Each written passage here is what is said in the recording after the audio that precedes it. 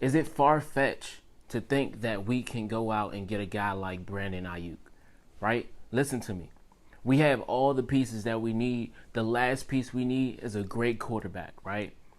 And bringing in that great quarterback means that we have to surround that quarterback with a lot of talent. And of course, we're still missing pieces on the offensive line. We're still missing a left tackle that we can really trust in and believe in. And maybe we might get a great tackle in the draft, but we know it's not going to be in the first round. And we know for a fact we're getting somebody at the quarterback position in the first round because we haven't traded back. And we understand how important it is, seeing as though we don't have Sam Howell. We don't have Jacoby Brissett. So we have to go out and get somebody like Jaden Daniels or Drake May, right? We don't know who is going to be at this point because we're hearing rumors from both sides, and it's still up in the air. But we do know if we were to get a quarterback, say for instance, Jaden Daniels, for example, now what? What do we do in the second round? Do we go out and get an offensive tackle? Do we go get somebody that can protect him? Yes, we do. So after we get all those pieces that we need, what will we do with some of the free agency? What will we do, even though we've already done enough in free agency? It doesn't mean we have to stop there. You know what I'm saying?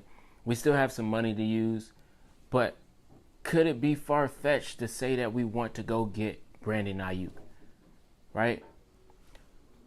And we also know that Brandon Aiyuk has shown interest in the Steelers.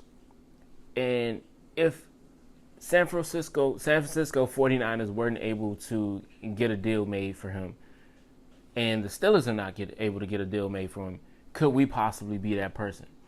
And when you think about what Brandon wants, he wants a huge payout. And when somebody says, and they start to talk about their brand, they start to talk about what they feel they're worth. When they start to say things like that, you know they want money. And seeing as though he's done a great job on the San Francisco 49ers, I cannot say it to save my life, but he's been there for 4 years, and every year he's led the team in yards, right? And of course, he's matched well with Deebo Samuel, a guy that came out the same year as Terry. And in my opinion, Terry has done better than both of those guys, right? And Terry is making $23 million, I think it was $22 million a year, right? And then recently, Deebo Samuel as well got paid the same year as Terry McLaurin. So he had got, I think it was a $23 million deal. But is it a lot of money to pay two top players at wide receiver, right? 20-something million. And then bring in bring in a quarterback. And this, for us, honestly, I'm going to be very honest about this. I think it would be a nice time to do something like that. We could do that.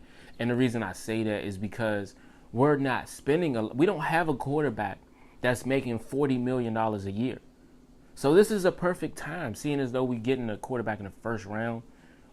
We know we can keep him for at least 4 years before we decide to give him a contract that can conflict with everybody else's pay and cap hits and everything else like that.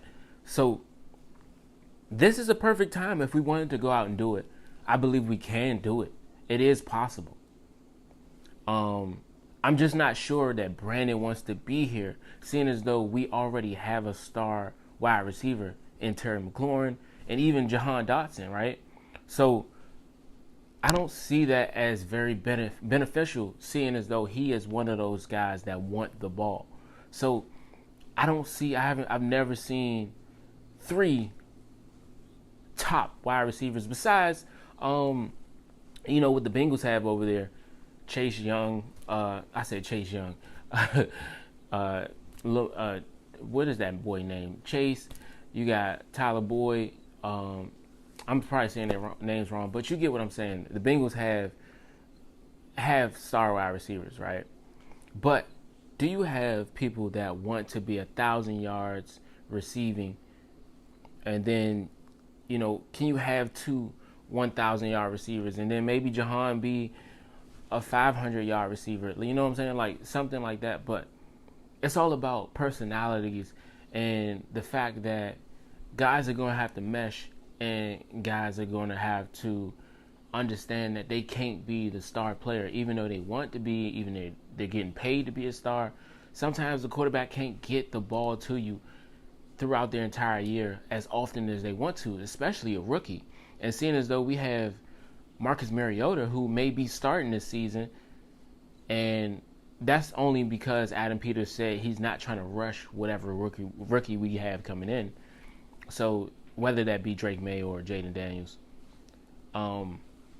it's not something that he's very adamant to do right now. He's not very serious on doing it immediately. Like, he doesn't need his rookie quarterback to start. So that being said, that means that you're going to be having Marcus Mariota throwing to a Terry McLaurin and a star like Jahan Dotson and Brandon Aiyuk. I don't see that. I don't see him hitting 4,000 yards. I just don't see that happening. I don't see that. I don't see him getting those guys the catches they need, the touches they need. You know what I'm saying? So I don't know if that's happening. Of course, it would be very decent for us to have that, because we can keep Brandon for at least 4 years, 4 to 5 years, and then, if it don't work out, it don't work out. But I know right off the bat he's going to want 20-something million. And seeing as though he's been doing a great job, I don't know if he won anything more than 23, we can't do it. I can tell you that now. We just can't. But I think that's a perfect amount. Seeing as though his production hasn't been better than Terry McLaurin. His production hasn't really, honestly, when you think about Terry, you think about the 1,000 yards season after season after season. And if we just break down the last 4 years that Terry has been here, he's been way more productive than Brandon Aiyuk. So if he was to come here, he wouldn't get paid as Terry. He wouldn't get that Terry amount. He would get under Terry. He'd probably get a 20, but I know he wants the biggest bang for his buck. And the 49ers are not looking like they're trying to pay him. So wherever he goes, somebody's going to give him that big bucks. And I can see us trying to go get him, but I don't see us getting him, only because somebody's going to offer more. And we already have a star. We need somebody who can come in and complement the team and not just take over and really have that locker room going crazy. You see what I'm saying? So it's a possibility, but I'm not sure we're going to get him. And seeing as though the Steelers are only paying a little bit for Justin Fields and Russell Wilson on the team, this is a perfect opportunity for them to go out and get him. So if the 49ers don't do a good job of getting him and keeping him, I can see the Steelers getting him. But yeah, let me know how y'all feel about this situation. And definitely subscribe to the channel. And I'm out.